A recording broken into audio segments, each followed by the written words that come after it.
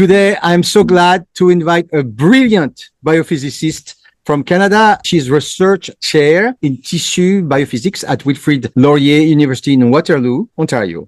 And she's focusing on biological signals such as bioelectricity, magnetism. And today, hopefully, we're going to talk about photons, the light beyond image forming, light that may have an important role in biology.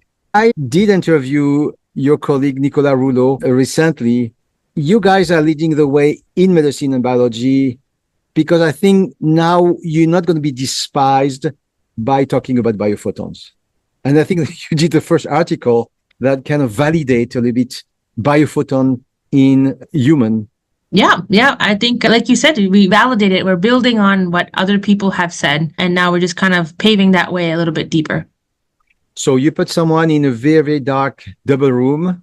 If you put someone inside the ultra dark room, just at baseline, how many photons do you measure per second? About 10, 100? It depends on the type of person, but within the 100 to 1,000 photons a second. That's basically what you measure without activity. And then when they begin to do some activity, do they emit more photon? Globally? No. It's not that there's like, twofold increase. There's the frequency of the firing changes. So when you're at rest, your brain's not shut off. It's still functioning. There's still some activity. And also, like, we've done some subjective reports in this chamber that people are thinking, people are engaging with their internal states. There's no light. It's also an acoustic chamber, so there's no sound, and it's also magnetically shielded. So there's less sensory stimulation in this area that we do see, like even in our EEG, there's still activity. That's pretty profound in some people. When they engage in task, like a task, that activity increases. So we see that photon activity correlate to that increase in activity in terms of frequency changes, not amplitude changes. And did you make them make some effort, a bit of exercise, a bit of movement? No, just that's a limitation of our devices. The helmet is pretty large, so they can't really move that much. Oh, yeah. Did you measure magnetic field also inside? We do measure the magnetic field of the chamber, not around the person. We just want to make sure that the magnetic field is lower than for cell phones to look at any kind of confound variables, but we haven't measured around people. And you make them do some auditory processing, and you realize that there is some kind of correlation with the emission of biophoton. That's correct. But if I remember, you didn't evaluate different frequency. In terms of wavelength, this is what we're doing right now. It was a bit much to do that for the paper. Our technology wasn't there, but we're starting to do the experiments now to see what energy intensity, what wavelength is associated with that emission. So now you are seeing that some wavelengths are more specifically connected with an activity of the brain tissue?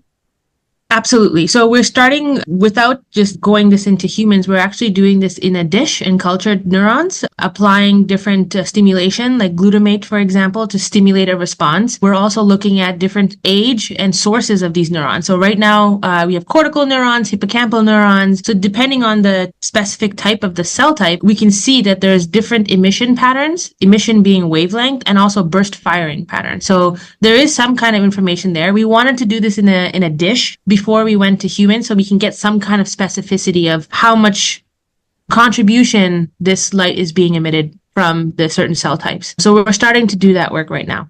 You have so many neurons. I mean, there's almost 200 or something like this. So you have to choose few of them and see which one are responsive. Maybe you choose some with more light receptor, more opsin or melanin. So we're just starting right now with cortical, hippocampal, and some cells from the cerebellum, just because they're easy to access, and we can kind of culture them a bit more long term. So just those 3 cell types right now, and then we kind of will expand to tissue slices to look at more scaled effects. We're starting to see a shift in the wavelength based on the age of the cells. So we start off with these cells in embryonic day 18. So they're pretty embryonic stages. And as they mature over a 2, 3, 4 week period, we start to see a shift in wavelength away from UV and blue, more towards the red to infrared. So it's something interesting because we're not sure if this is something to say on the underlying energetics of the cell, or if there's some sort of molecular conduit. That we know that as cells mature that there's differentiation programs engaged, but to correlate that to light is something that we have to do systematically. But very clearly we can tell as cells age, there's a shift towards red in terms of wavelength. Remember this article from the Japanese team talking about through the evolution of animals, right? You have a shift human towards red. And you found that in cancer you have an unshift because they go more towards blue, right? Exactly. That's what's exciting. Yes. Yeah, I think the article you're referring to is by Jaipai Dai, and they looked at sort of intelligence and speciation on that sense. Brain volume, there was also that was good. I think that's what inspired us to do this, is to see if there's kind of any kind of wavelength specificity into the cell types. But yeah, relating it back to the cancer work that we done, where we take different cancer cell types and look at the wavelengths, there is a fingerprint of what cancer emits versus the healthy tissue. And if you compare the two, there's a dichotomy on the red versus blue side. It seems amazing. I mean, maybe it's a little bit candid, but you wonder if humans are going to evolve more to a redshift, continue to evolve a little more for the red. And maybe one day, I mean, we'll talk about that later, but maybe one of the diagnostic is to find some of your tissue, some of your structure, some of your nuclei in the brain are starting to go toward the blue.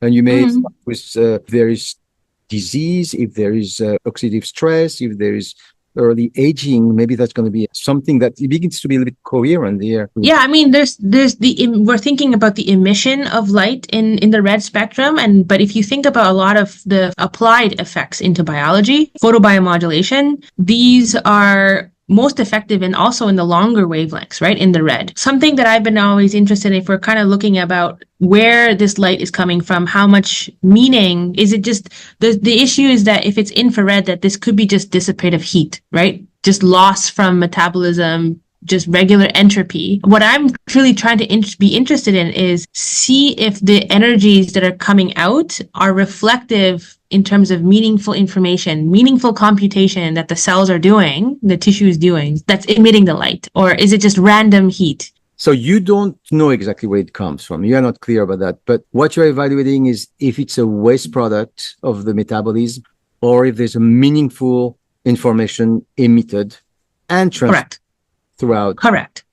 Right? That's correct. The transmission, you are working on that. What I try to understand is the light is going to go everywhere, right? It's going to radiate everywhere. Scatter. Right?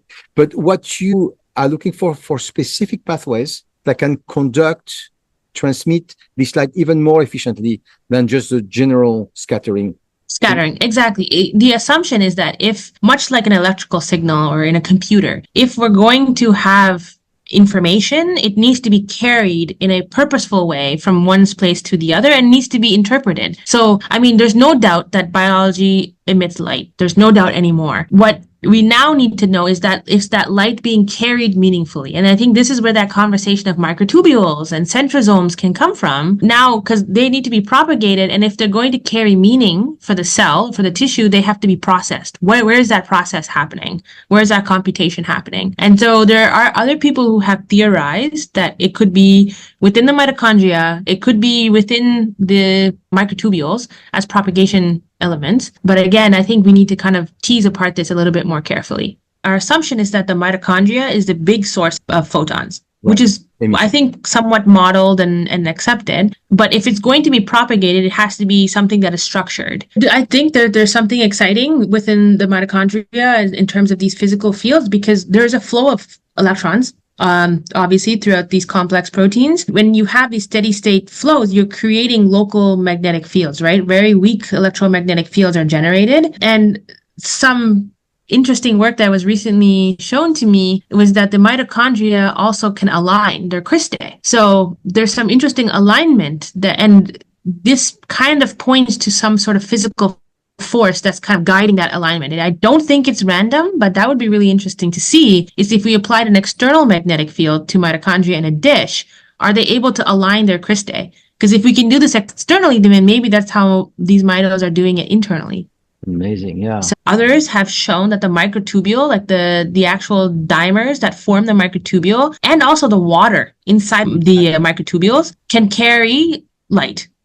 Exactly. you So have these tubulin dimers, yes. There are interesting emissions of light that people have calculated and theorized that the photons that can be emitted from the polarization of microtubules is within the UV wavelength. So there's some thoughts that the actual like polymerization, the twisting and the solidifying of the microtubule could be a source of information so in terms of photon emission. But also what I'm interested in is if the microtubules in terms of their alignment can move light. Can they act like fiber optic cables? And our model that we're looking at is within axons because we know that axons have several bundles of the cytoskeleton of the microtubules. And then we also have some in vitro studies where we have microtubules in a dish.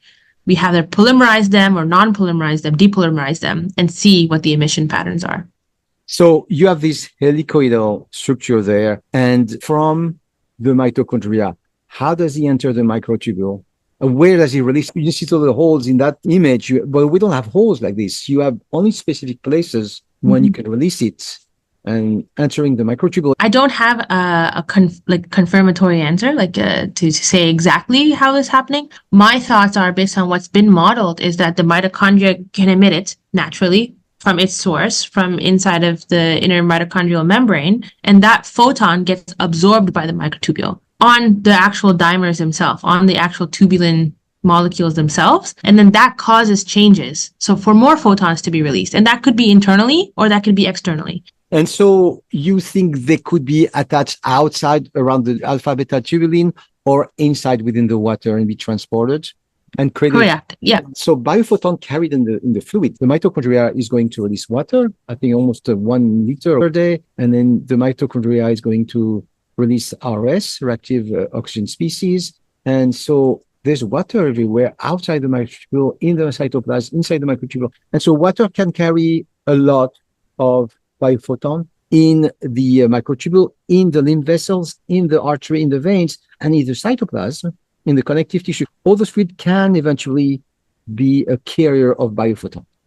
Yes, absolutely. The thing to think about is biophotons are ultra weak light, meaning that the energies that these light carry are very weak. You can see most of this effect when you look at applied light, right, which is much more strong than the biophotons. So if you kind of look at this effect of applied light, we can see that applied light changes the structure of water. And this was a hypothesis that was formulated by Gerald Pollack about ordered water or structured water. And so there is this interface between water and light interactions where there might be some structuring based on the energies that occur. I'm not really sure of the mechanism of how that light propagates through the water from a physical standpoint. Yeah, Gerald Pollack showed the infrared light is going to structure and create the phone, and he's working. Yes, that's correct. Yeah. I mean, we know that light can be absorbed by water, but I think for it to be carried, there needs to be some sort of propagation element there needs to be some sort of energetics that allow for that energy to be carried for a longer distance. So I think this is where that there might be some relationship between the water and the proteins, for example, the amino acids for tubulin, for microtubule formation. We have shown with my previous work in my PhD that applied magnetic field can also change the easy zone, and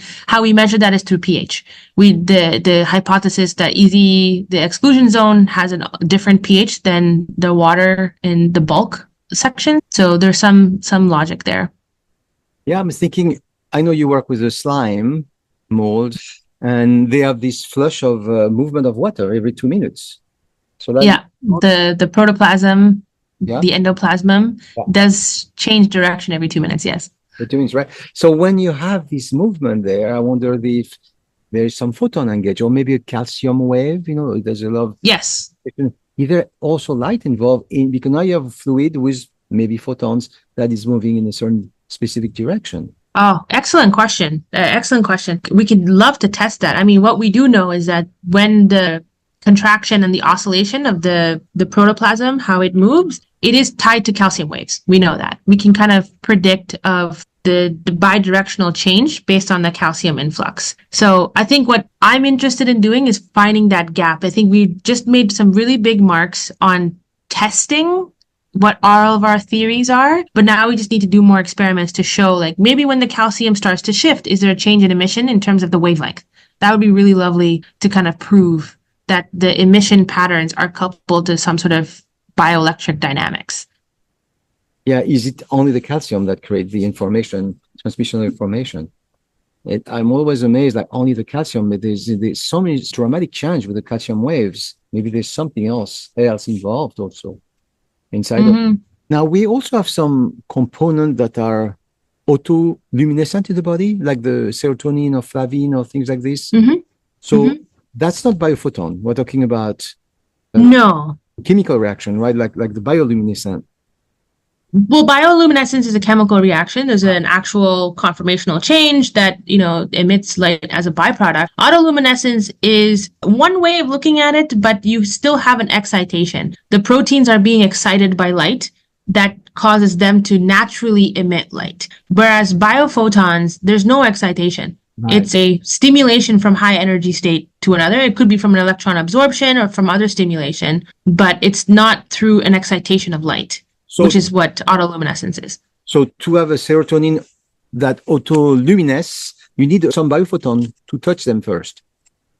Could be. It could be that it's an energy. That's where the bystander effect comes from, is that there's energy that is stimulating usually in the form of light, high energy that stimulates this protein that causes it to release light. So it could be biophoton, but it could be also an auditory signal, or it has to be light, right?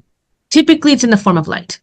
It's a very narrow wavelength of light. For example, 488 nanometers is what is required to stimulate that protein, which will emit in a different wavelength. That's about. It's an example. That's pretty on the blue UV side.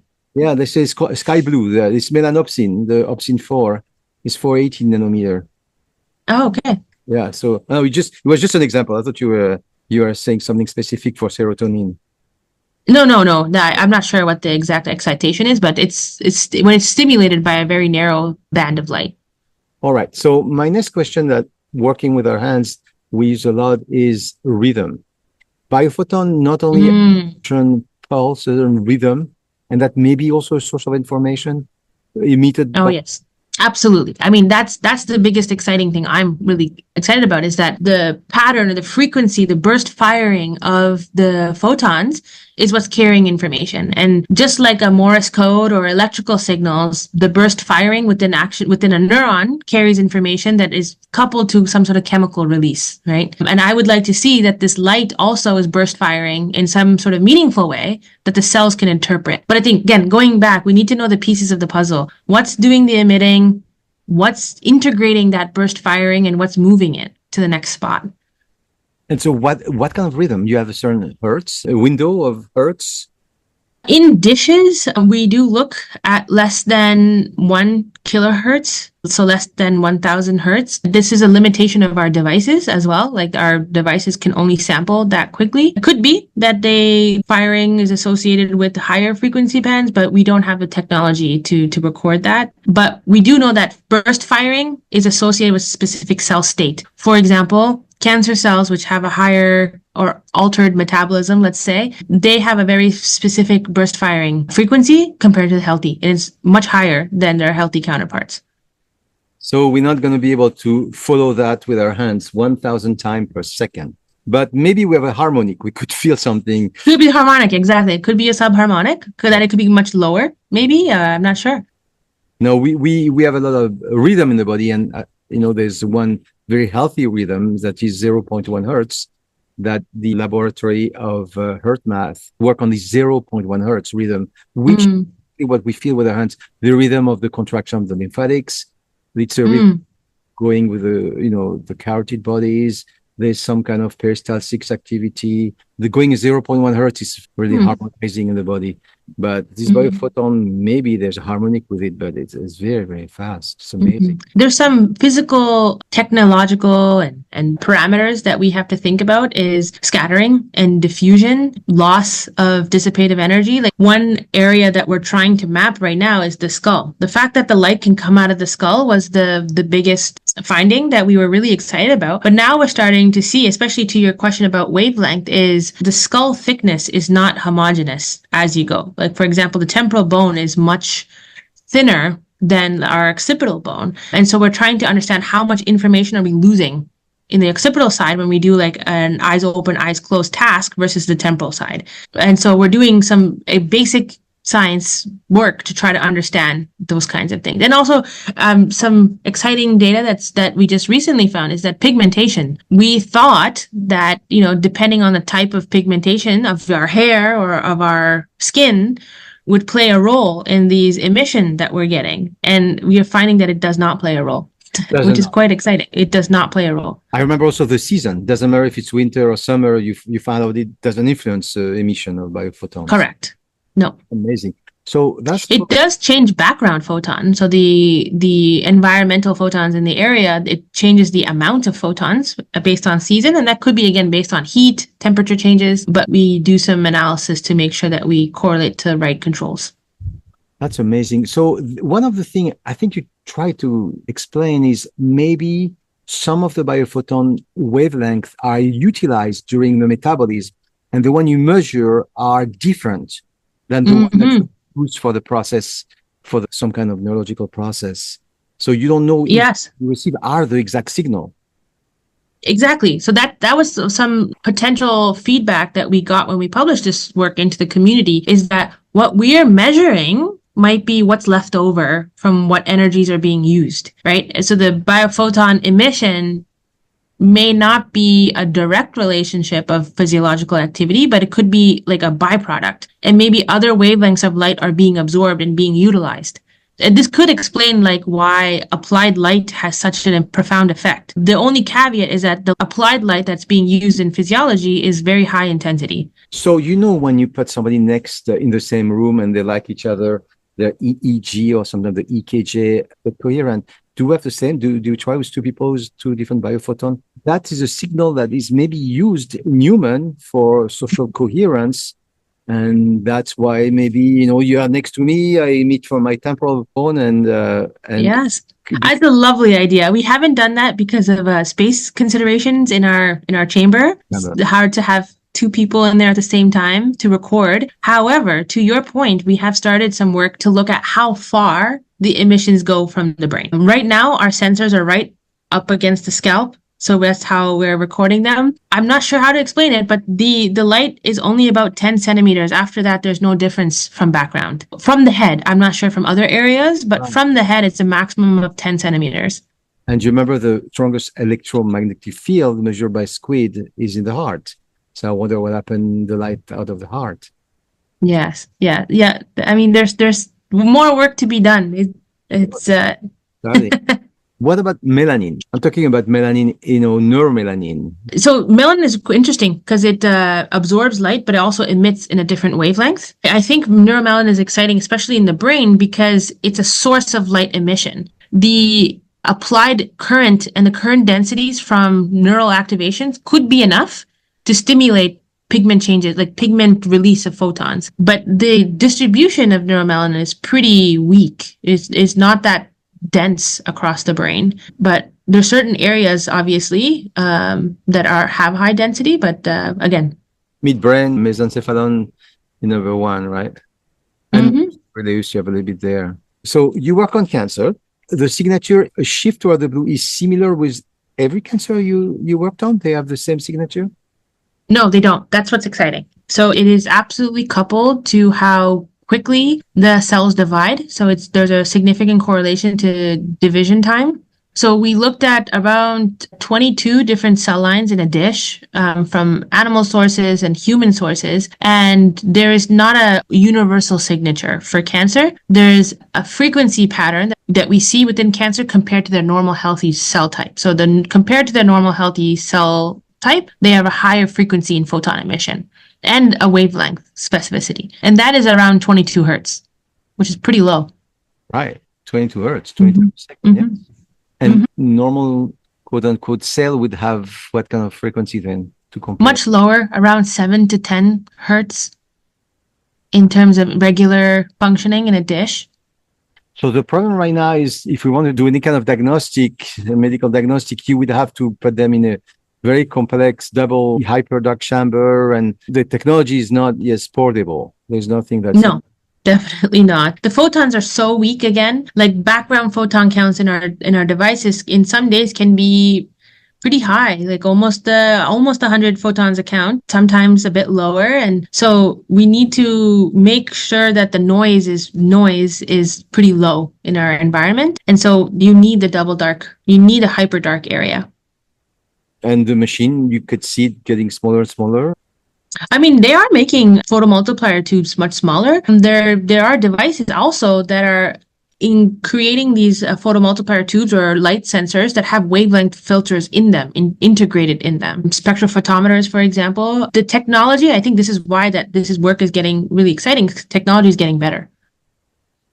Yeah, in terms of diagnostic, one day we'll maybe to diagnose cognition problem, neurodegeneration, aging, cancer, food industry. Yeah, I mean, so we've developed a startup on this. We're using it for cancer detection. So right now it's for surface cancers, for skin cancers, to see if we can look at any early developments on the cancer formation using these light signals. So it can be used for diagnostic. We're just starting our clinical trial right now in humans. We've done this in preclinical states within animal models and also in human biopsied samples. But to bring this to a clinic, there is a limitation and a technological hurdle of how do we do this in a dark room? How do we either we make the device shielded so it's portable, or we have to create custom rooms where people can kind of come in to record this very weak signal.